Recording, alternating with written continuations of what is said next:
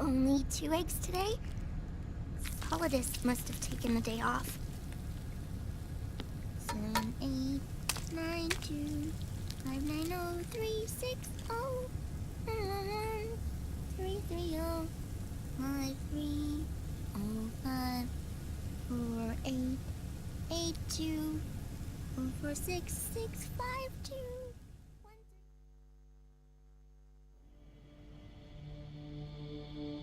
3. The Manhattan incident triggered a serious public backlash. Now the U.S. has to think twice before intervening militarily in other countries' affairs. This has fueled a push towards military privatization, with PMCs at the heart of that movement. PMCs? Private military companies? That's right. PMCs have no basis in nations or ideologies. They are private enterprises, driven by profit. In addition to dispatching mercenaries to war zones, they secure weapons and train local soldiers. They're contractors for war itself, and business is good. Their clientele includes developed nations like the U.S., rebel factions looking to seize power by force, smaller countries lacking armies of their own, even terrorist groups. They're in the Americas, Asia, the South Pacific, Europe, Africa, the Middle East. The rise of the PMC has spawned a war by proxy, and it's spreading across the globe. They're... Sonny, we'll eat them later, okay?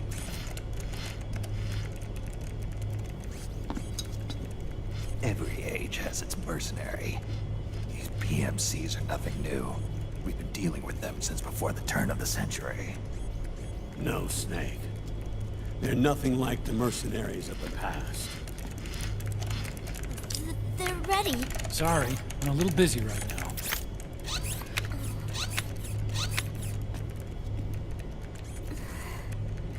The Pentagon's new battlefield control system has produced a decisive difference between hired guns and the PMCs of today. The system was developed by Arms Tech Security. Arms Tech? You mean AT Corp? Yeah. In recent years, AT Corp has shifted focus from weapons development to security tools. And since the establishment of AT Security, business has been booming. The system makes it possible to integrate not only micro-level information on individual soldiers and units, but also macro-level information about field conditions and order of battle. So they've finally achieved total real-time battlefield control. That's right. And as a result, the global presence of PMCs has grown explosively. Truth is, the rise of system-controlled PMCs has led to a dramatic decline in civilian casualties and human rights violations on the battlefield. A cleaner, safer battlefield. Makes for nice propaganda.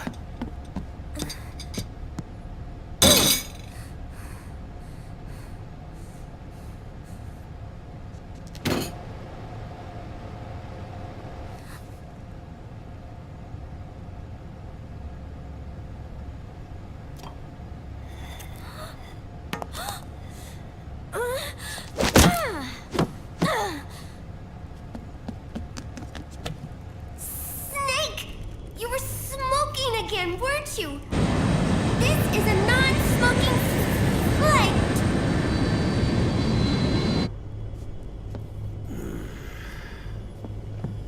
There's more.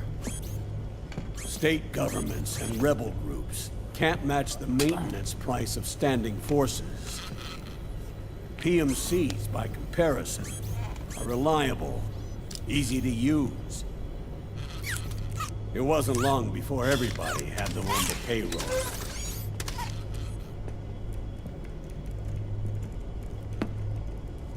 And, as a result, regular armies began to decline worldwide.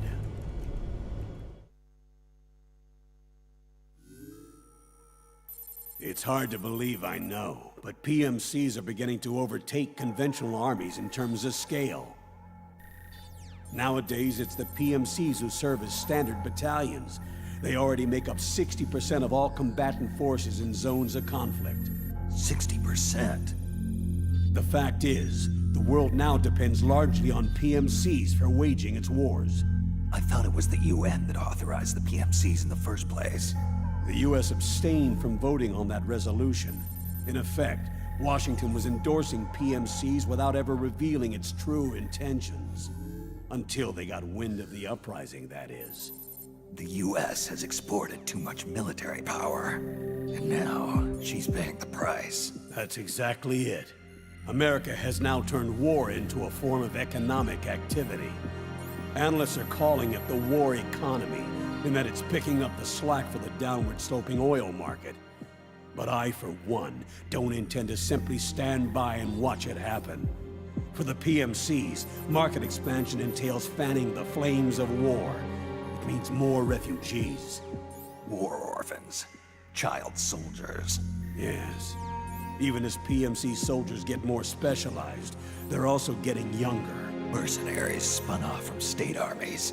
Unmanned weapons. Child soldiers.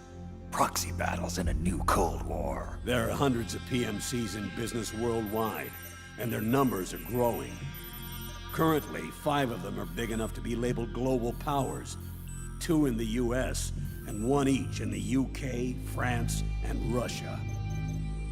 Reconnaissance has revealed that those 5 PMCs are run by a dummy corporation that acts as a single mother company. This mother company embodies the 5 largest PMCs. Her name is Outer Heaven. Outer Heaven? You mean? That's right. It's Liquid. Liquid? He's taken command of this immense army and is now preparing to unleash an insurrection. I watched him die. His will lives on, in the body of the man once known as Ocelot. He aims to fan the flames of war even higher, to create the perfect world once envisioned by Big Boss. The one world in which soldiers will always have a place. He must be stopped, before it's too late. Do you understand, Snake? Any means necessary. Just stop Liquid's insurrection. Even if it means killing him. You want Liquid dead. Isn't that right, Colonel?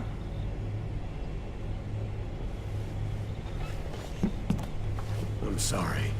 I know. This isn't justice. It's a covert assignment. A hired hit. A wet works op targeting the head of a major multinational corporation. Why me? Because of the military might of the PMCs, and the effect they have on the economy. War is to the 21st century what oil was to the 20th, the pillar that supports the global economy. You'll recall a rather alarming report issued by that American think tank during the Cold War. One that described a new model for perpetual war. What we're facing now is a whole new ballgame. Iron Mountain's Delphi technique. That was fiction. It existed only on paper. The reality is far more serious. The global community is concerned, but they're all too afraid of the war economy collapsing to do anything about it. The UN, too. Sounds pretty self-serving to me. Snake. This mission isn't an order from Washington. Not like the old days. And it's not something the UN can officially sanction either. But we can't just look the other way, while Liquid plots this insurrection. If we fail to act, he'll become the greatest threat the world has ever faced. Snake.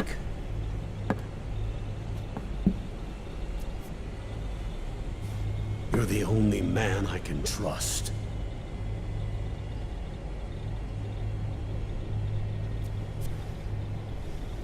Fine. Let's hear it.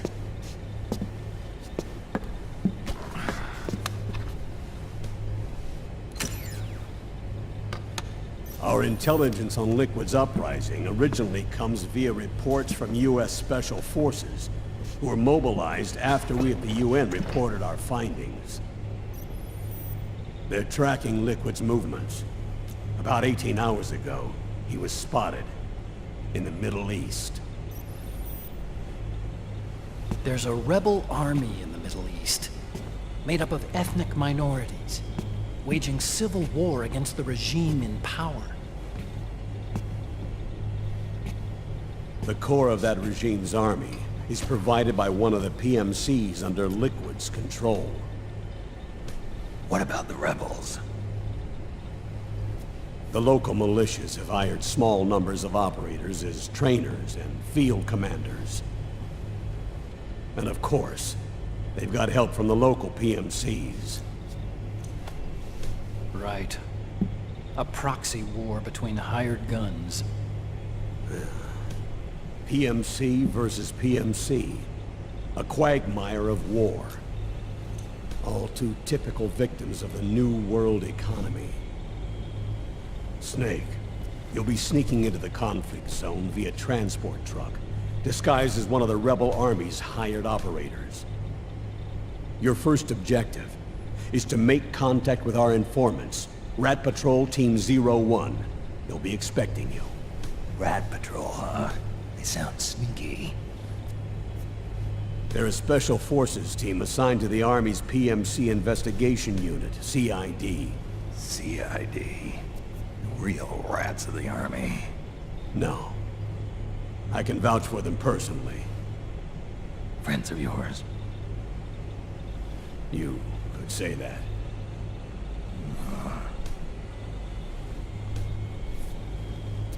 Transportation to the area will be provided under cover of a UN humanitarian aid mission, with support from the US military. From there on, though, you'll get no protection, and no guarantees from anyone. And you must not leave behind any evidence of your involvement in the area, let alone that of the UN. If word of this ever leaked out, it would spark a global firestorm.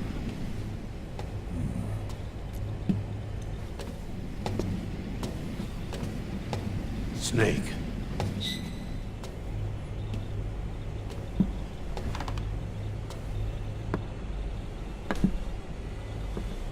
Will you do this for me?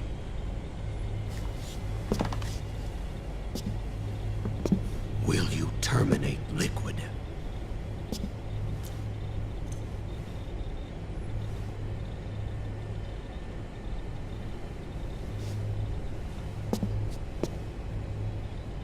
I'm not like the PMCs. I don't need your money. Thank you. But if you're going to spark something, spark this. Fine. I'll start my own fire.